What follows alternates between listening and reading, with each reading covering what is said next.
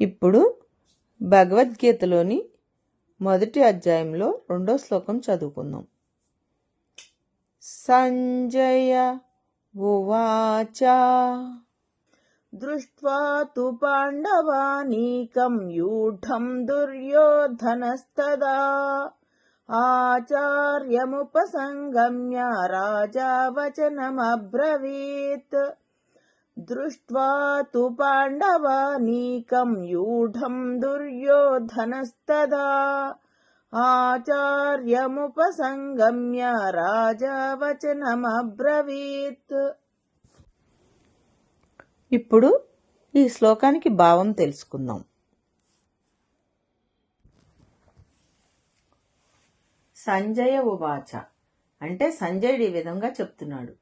పాండవులు యుద్ధానికి వ్యూహరచనతో సిద్ధంగా ఉన్నారు. అది చూసిన దుర్యోధనుడు ద్రోణాచార్యుల దగ్గరికి వెళ్తాడు.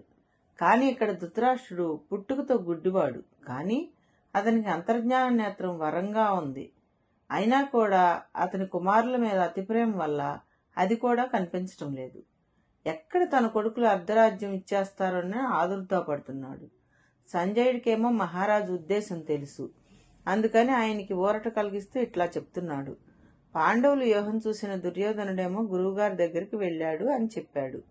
కానీ పాండవుల సేనను చూసిన దుర్యోధనుడు లోలోన భయపడి తన గురువైన ద్రోణుడి దగ్గరికి వెళ్తాడు. ఇది ఈ శ్లోకంలోని భావం.